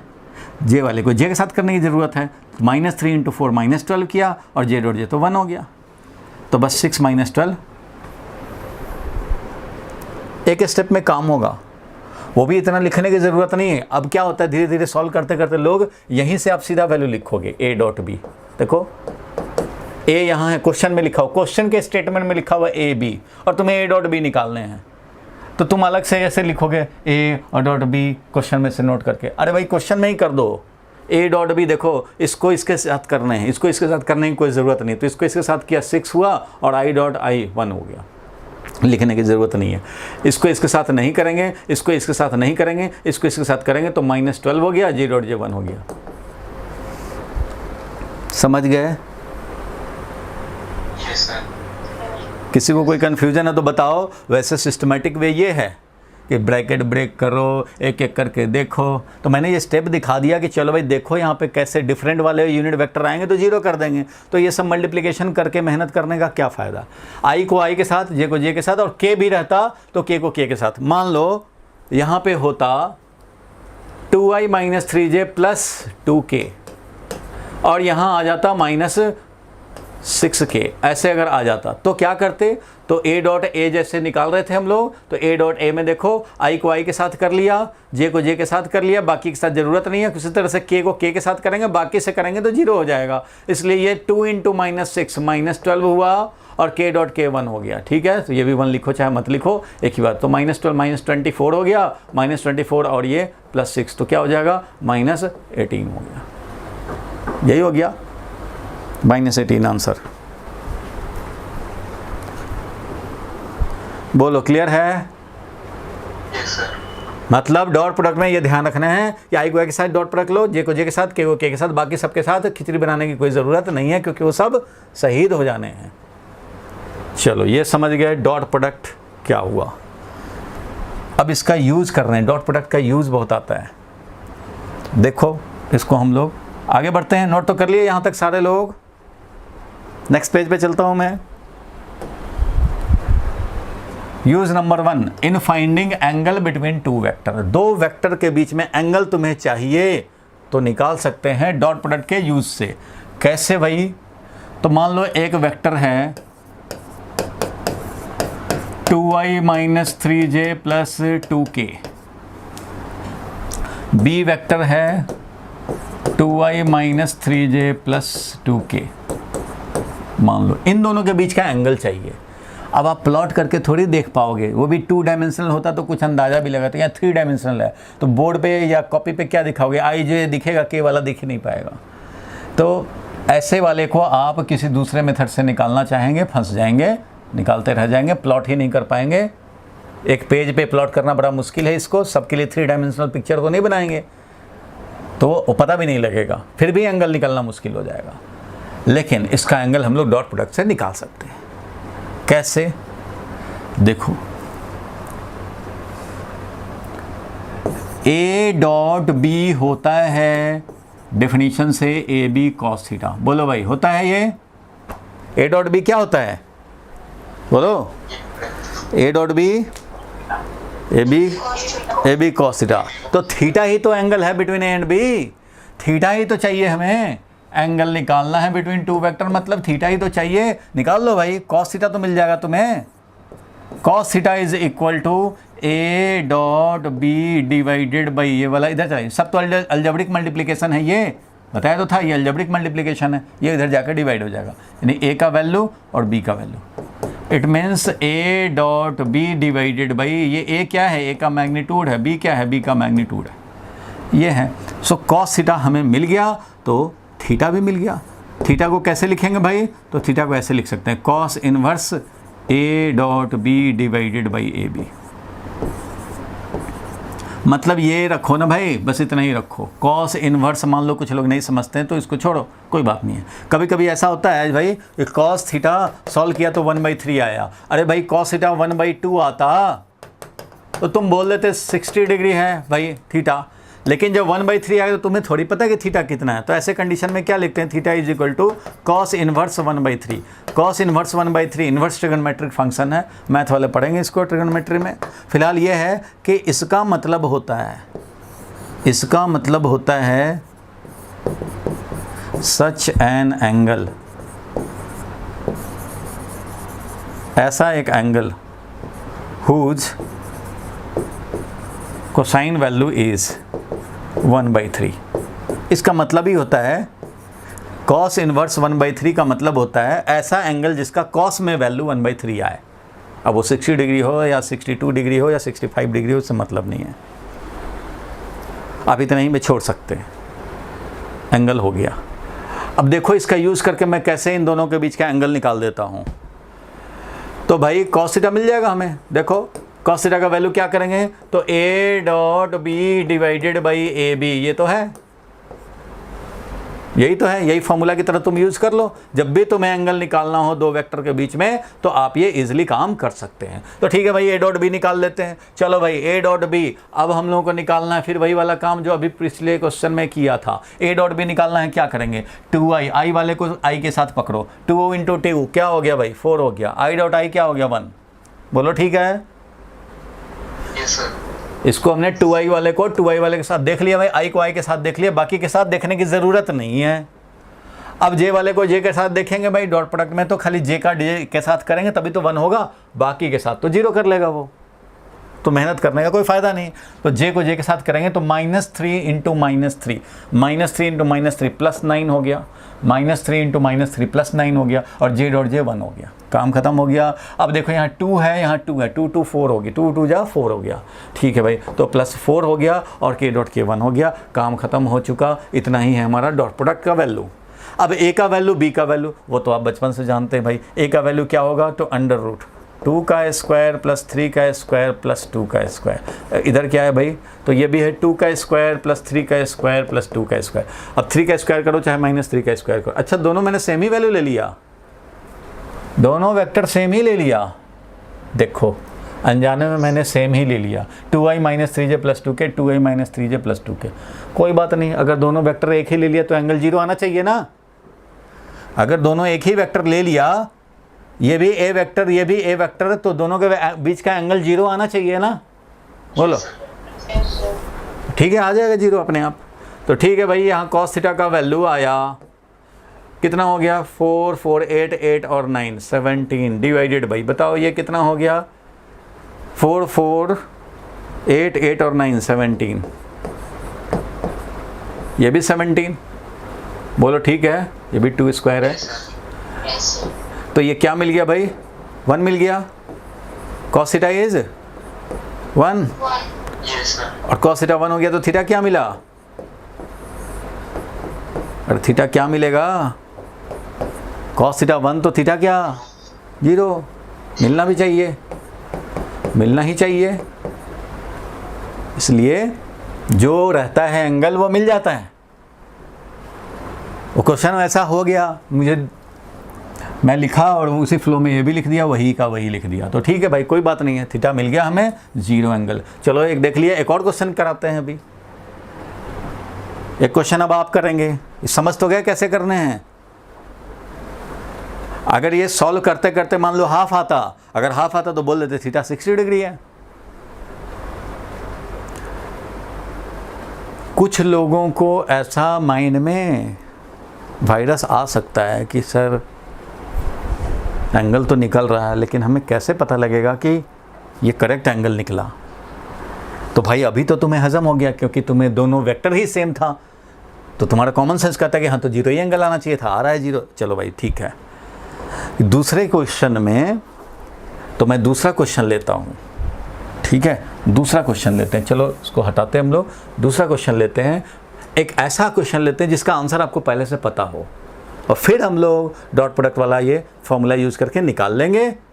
तो चलो एक हम लोग ले लेते हैं। चलो क्वेश्चन फॉर्मेशन में आपको इन्वॉल्व करता हूँ, अभी तो मैं अपनी मर्ज़ी से ले लेता था। देखो अब क्वेश्चन कैसे मैं फॉर्म कर रहा हूँ। मैं ऐसा एक क्वेश्चन लेना चाहता हूँ जिसमें पहले से ही एंगल 90 डिग्री रहे, और सॉल्व करेंगे उसको करके तो 90 डिग्री बच्चों को देंगे, 90 डिग्री आंसर आना चाहिए। तो चलो मैं एक 2 वेक्टर लेता हूँ जिनमें पहले से ही 90 डिग्री हमें रखना है। तो मैंने एक वेक्टर ले लिया, मान लो एक ले लेते हैं एंगल, इस तरह का एक वेक्टर ले लेते हैं, जो कि 60 डिग्री पे रहे। बोलो क्या कह रहे हो, क्या कह रहे हो भाई, बोलो डाउट, बोलो भाई पहलवान।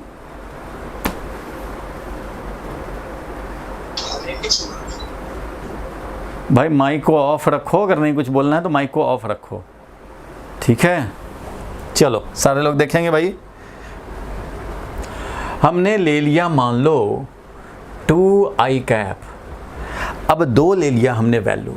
अब मान लो 60 डिग्री पे एक लेना चाहते हैं ऐसे, अगर ये 60 डिग्री पे लें तो ये वाला कितना लेना चाहिए हमें, तो भाई tan 60 डिग्री होता है √3, ठीक है। tan 60 डिग्री होता है ना √3, और अगर ये 2 है और इसको मैं 2√3 कर दूं तो हो जाएगा ना, tan 60 डिग्री ये मिल जाएगा तुम्हें 60 डिग्री एंगल, ये 2 है, ये 2√3, तो tan theta is equal to 2√3/2। मतलब मैं एक वेक्टर ले लिया ए वेक्टर, ध्यान देना क्वेश्चन में लिख रहा हूँ, find angle between A and B if vector A is 2i cap plus 2√3 j cap, 2i cap plus 2√3 j cap. और मैं अपने मन में सोच रहा हूँ कि अच्छा ये तो एक्स एक्सिस से 60 डिग्री ऊपर बना रखा है, ठीक है भाई। एंड वेक्टर बी, अब वेक्टर बी मैं लेना चाहता हूँ इधर 30 डिग्री पे, 30 डिग्री पे ले लें तो काम बनेगा। तो 30 डिग्री पे कैसे लें भाई, तो कुछ वैल्यू इधर ले लेते हैं फिर इधर का ले लेंगे। तो 30 डिग्री के लिए मान लो अगर मैं ये ले लेता हूँ 3, अगर ये 3 वैल्यू ले लेता हूँ तो भाई ये वाला कितना लेना चाहिए भाई, तो tan 30 डिग्री 1/√3 होता है, तो इसको अगर मैं √3 ले लूँ तो ये वाला tan अल्फ़ा, मान लो अल्फ़ा एंगल है तो tan अल्फ़ा कितना हो जाएगा, तो ये है √3 डिवाइडेड बाई 3 दैट इज 1/√3 मिल जाएगा, और इससे हमारा ये 30 डिग्री आ जाएगा। मीन्स ये समझते हुए मैं वेक्टर बी ले रहा हूँ, तो vector B is equal to हो गया 3i कैप प्लस ये हो गया 3i कैप और ये माइनस j कैप में, तो माइनस √3 j कैप, ऐसा मैंने ले लिया। तो ये वेक्टर b बन गया। देखो भाई एक x एक्सिस से 60 डिग्री पे हमने वेक्टर a ले लिया है और x एक्सिस से 30 डिग्री पे मैंने वेक्टर b ले लिया है, और हमें पहले से पता हो गया कि जब 60 डिग्री और 30 डिग्री मीन्स एंगल है 90 डिग्री, तो एंगल आना चाहिए 90 degree. This is the question. अब इसका हम लोग आंसर निकालें, निकालो भाई। ये अपने मन में हमने सोचा, ये बच्चों को बताने की ज़रूरत नहीं थी, फिर भी मैंने बता दिया आपको कि ऐसे मैंने ले लिया, समझो ये 2।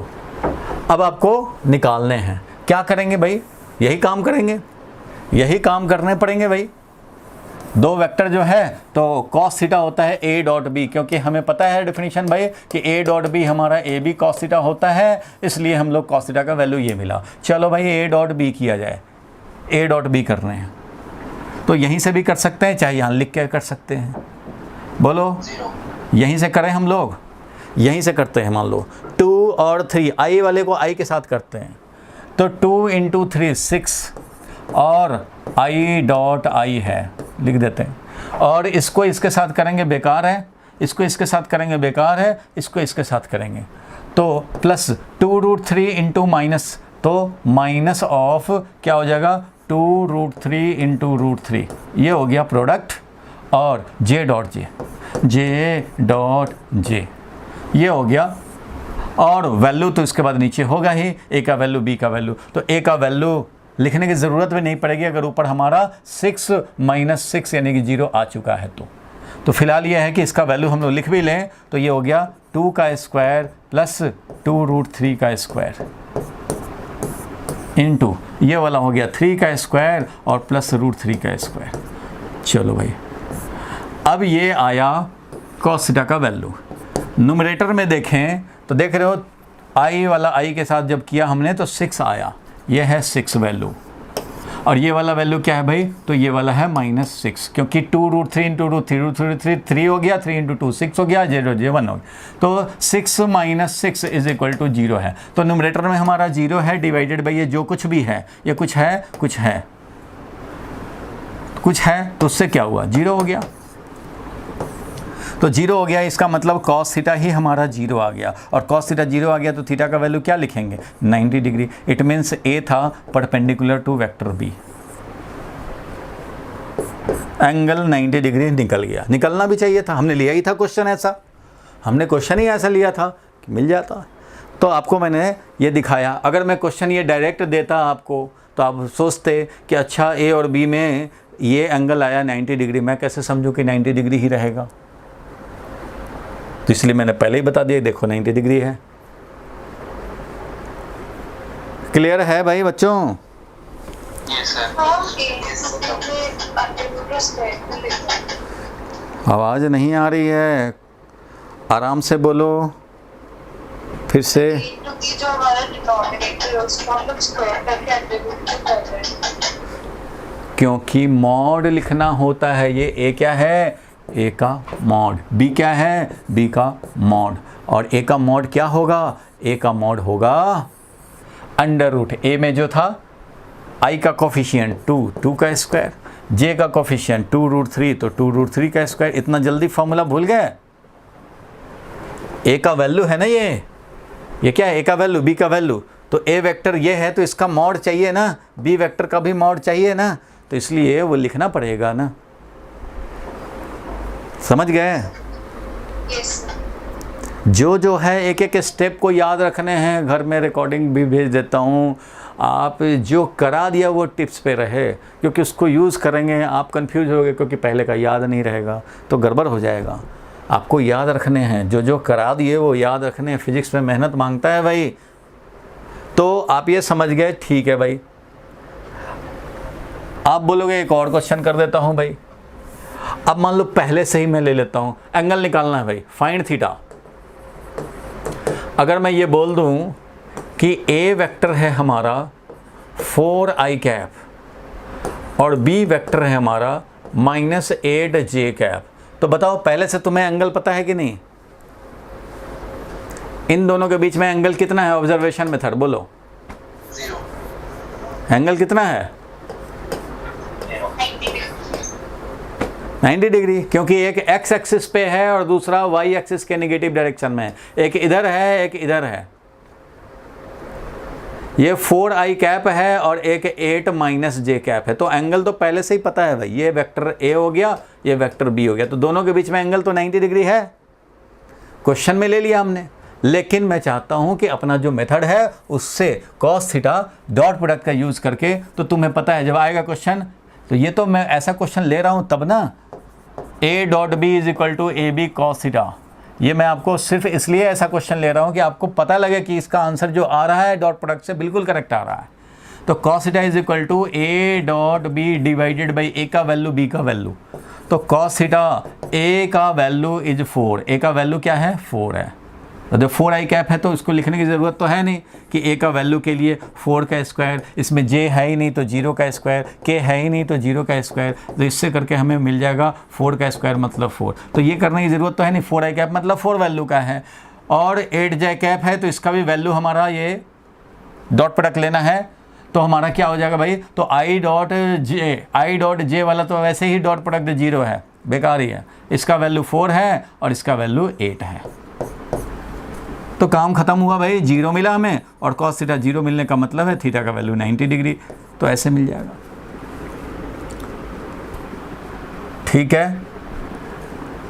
Yes, sir. और कोई भी अगर मान लो हमारा 2i + 3j - 6k ऐसा मिल जाए, और हमें मिल जाए मान लो कोई दूसरा वेक्टर 4i - 2j - k ऐसा मिल जाए, इन दोनों के बीच का एंगल चाहिए, तो क्या करेंगे, तो सीधा लिखेंगे भाई cos theta is equal to a dot B divided by a का वैल्यू और b का वैल्यू 4 का स्क्वायर + 2 का स्क्वायर + 1 का स्क्वायर। बस यही हो गया हमारा cos थीटा। इन दोनों के बीच का एंगल चाहिए, इसमें और इसके बीच का एंगल चाहिए, तो भाई डॉट प्रोडक्ट लो और ये divided by magnitude of the two. तो भाई कितना आ जाएगा वैल्यू, तो डॉट प्रोडक्ट का वैल्यू यहाँ से डायरेक्ट लिखेंगे। बताओ भाई सारे लोग, 2i 4i क्या हो जाएगा 8, 2i को 4i के साथ करेंगे क्या मिल जाएगा 8, अब जे को जे के साथ करने हैं भाई, और दूसरे के साथ करने की ज़रूरत नहीं है। तो 3j और -2, तो पहले कोफिशिएंट मल्टीप्लाई कर लो, -6, 3 × -2, -6 हो गया, j.j 1 हो गया।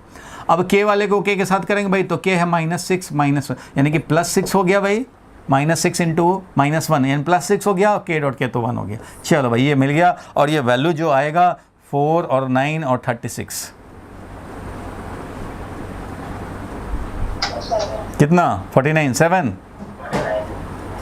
7 हो गया ये, और ये हो गया 1 4 5 5 और 16।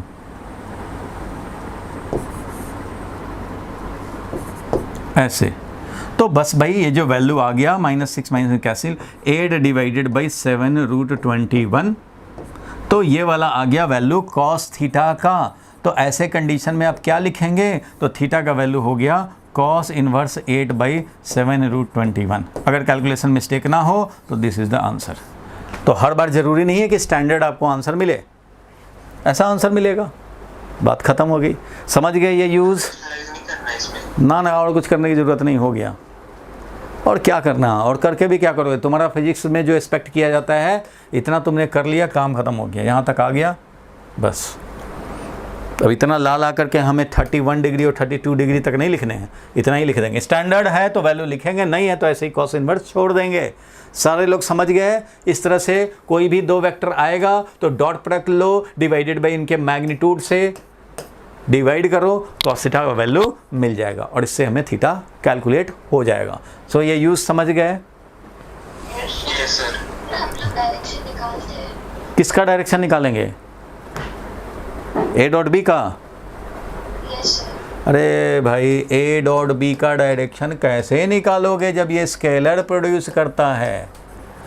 अब ये जब स्केलर प्रोड्यूस करता है, ये A.B एक वेक्टर होता ही नहीं है, ये तो स्केलर होता है।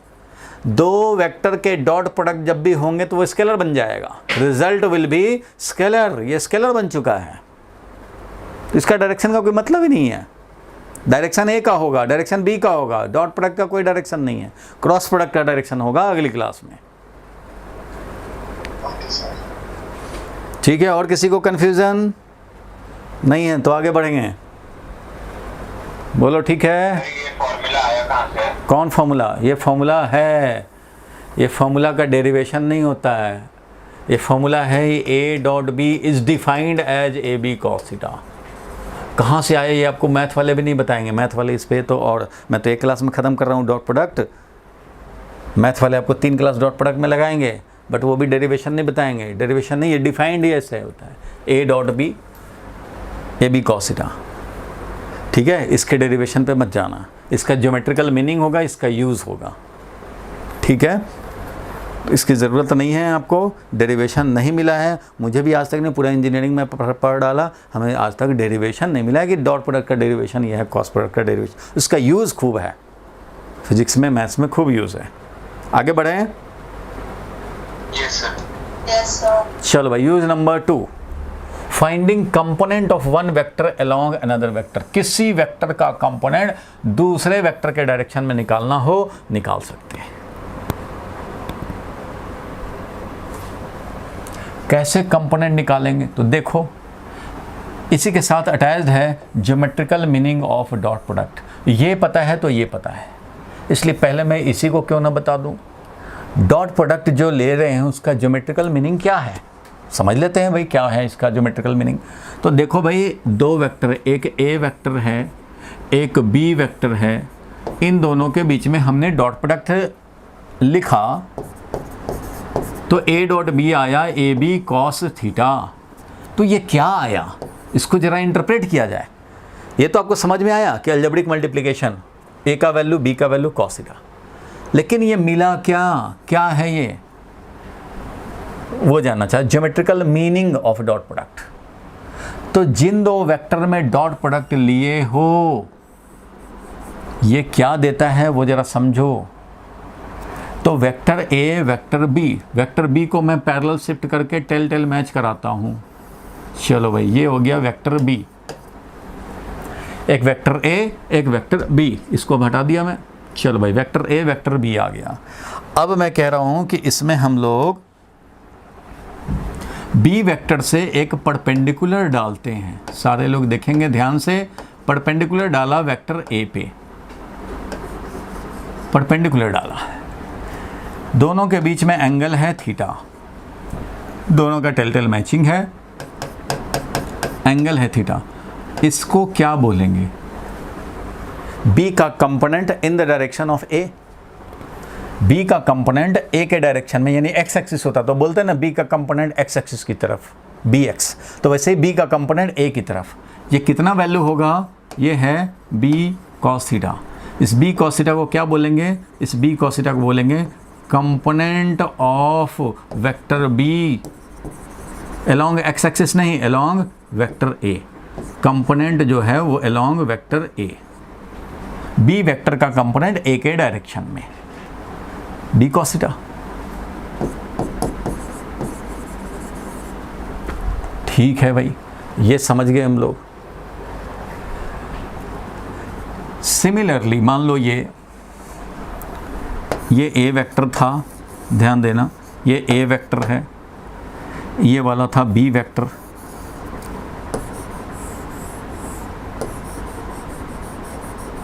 अब क्या करें हम लोग? ए वेक्टर से बी वेक्टर पे परपेंडिकुलर डालें, बी वेक्टर के लाइन पे परपेंडिकुलर डालें, इससे परपेंडिकुलर डाल देते हैं। तो चलो भाई इससे भी परपेंडिकुलर डालो। आप सोचोगे भी कर क्या रहे हैं सर, कर क्या रहे हैं, वो अभी थोड़ी देर में क्लियर हो जाएगा। ये है परपेंडिकुलर, मैंने डाल दिया ए से बी के लाइन पे, तो इसको बोलेंगे ए कॉस थीटा, और ये वाला हो गया ए साइन थीटा। बोलो भाई कोई परेशानी? ये एंगल के सामने वाला ए साइन होता है, और ये वाला हो गया ए cos theta. A cos theta को क्या बोलेंगे भाई? तो ए का कंपोनेंट बी के डायरेक्शन में, ए का कंपोनेंट, ए का इफेक्ट बी के डायरेक्शन में, ए का कंपोनेंट बी के डायरेक्शन में, इसको बोलेंगे component of vector A along B, A का कंपोनेंट बी के डायरेक्शन, बी का कंपोनेंट ए के डायरेक्शन। इस तरह से हम लोगों ने देखा। तो डॉट प्रोडक्ट क्या हुआ, इसका ज्योमेट्रिकल मीनिंग क्या हुआ, तो अब समझ में आया, अब समझ में आया। देखो क्या हुआ, ए डॉट बी, ध्यान देना भाई, ए और बी में जब डॉट प्रोडक्ट लेते हैं तो ए का वैल्यू बी का वैल्यू कॉस थीटा, यानी कि ए का value multiplied by B cos theta, इसको समझ सकते हैं। और इसको हम लोग ये भी समझ सकते हैं भाई, इसको ये भी समझ सकते हैं कि इसको b into A cos theta, ये भी समझा जा सकता है भाई। a dot B, A B cos theta होता है, इसको ये भी समझ सकते हैं और ये भी समझ सकते हैं। अगर आप ये समझते हैं अलजेब्रिक मल्टीप्लिकेशन, तो यहाँ पे मैं बोल सकता हूँ कि ये क्या है भाई, तो ये है मैग्नीट्यूड, दिख रहा है लिखा हुआ भाई, magnitude of vector A, magnitude of vector ए। भाई कुछ बोला करो, नहीं तो पता चलेगा कि स्क्रीन भी ऑफ हो गया और मैं लिख ही जा रहा हूँ, किसी की आवाज़ ही नहीं आ रही है, मैं खोया हुआ हूँ पढ़ाने में। तो कुछ कुछ सिग्नल मिलता रहे ना कि लोग भी हैं। तो मैग्नीट्यूड ऑफ वेक्टर ए, और ये क्या हो गया भाई, बी कॉस थीटा क्या हो गया, तो बी कॉस थीटा हो गया, बी कॉस थीटा क्या था, तो बी कॉस थीटा था बी का कंपोनेंट ए के डायरेक्शन में, component of B along vector A. इसको ऐसे भी बोल सकते हैं, इसको जब ऐसे ही बोल सकते हैं तो ये लिख सकते हैं magnitude of vector B multiplied by A cos theta. A cos theta को क्या बोलेंगे, ए कॉस थीटा को क्या बोलेंगे, तो ए कॉस थीटा है component of A, component of vector A along vector B. तो इससे पता लग गया geometrical meaning of dot product. Dot product जो ज्योमेट्रिकली रिप्रेजेंट करता है वो होता है ए वेक्टर का magnitude into component of B along A, या फिर बी का magnitude multiplied by component of A along B. मतलब डॉट प्रोडक्ट जो प्रोड्यूस करता है, जिन दो वेक्टर में डॉट प्रोडक्ट लिए हो, इसका डॉट प्रोडक्ट जो प्रोड्यूस करता है वो होता है किसी एक वेक्टर का वैल्यू, चाहे ए का वैल्यू लो चाहे बी का वैल्यू लो। अगर ए का वैल्यू तो मल्टीप्लाइड बाई दूसरे का कंपोनेंट ए के डायरेक्शन में, बी का वैल्यू ले रहे हो तो दूसरा यानी कि ए का कंपोनेंट बी के डायरेक्शन में। अगर मैग्नीट्यूड ऑफ बी ले रहे हो तो ये हो गया ए cos थीटा, मतलब component of A along B. So geometrically dot product between any two vector is algebraic multiplication between magnitude of any one vector and the component of the other vector along the first vector। जो भी first vector समझ लो आप, जिन दो vector में dot product लिए हो इनमें से कोई भी को फर्स्ट वेक्टर समझ सकते हो। और साथ में ये भी ध्यान रखना कि a डॉट बी बोलें या b डॉट a बोलें, एक ही बात है कि नहीं? अरे a डॉट बी होता है ए बी cos थीटा, तो b डॉट a होगा बी ए cos थीटा। है तो अलजेब्रिक मल्टीप्लिकेशन ही, A B cos theta B A cos theta, ये अलग थोड़ी है a into B into cos theta, a into B into cos theta, ये भी है। तो ये दोनों एक ही बात है। तो यहाँ मैं अब लिख रहा हूँ, आप भी लिख लो, ज्योमेट्रिकली रिजल्ट लिख रहा हूँ, आता है स्कूल में तो ये लिखना पड़ेगा, geometrically dot product between two vectors is the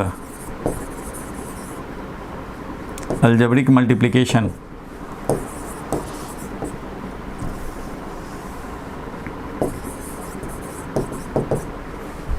लिखो भाई लिखो,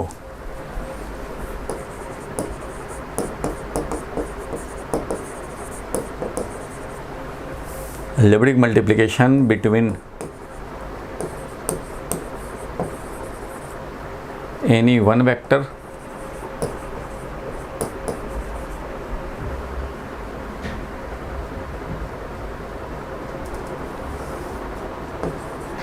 between magnitude of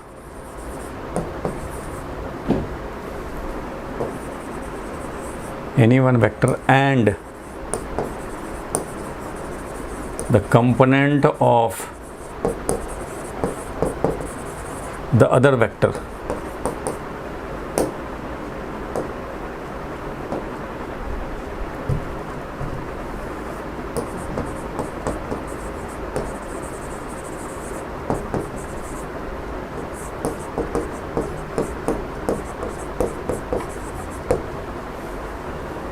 geometrically dot product between any two vector is the algebraic multiplication between magnitude of any one vector and the component of the other vector along the first vector। इस तरह से geometrical meaning है। School में आएगा अगर कि geometrical meaning explain करो तो एक डायग्राम बनाने पड़ेंगे, दोनों में से कोई एक डायग्राम बना दो और इस स्टेटमेंट को लिख देने होंगे।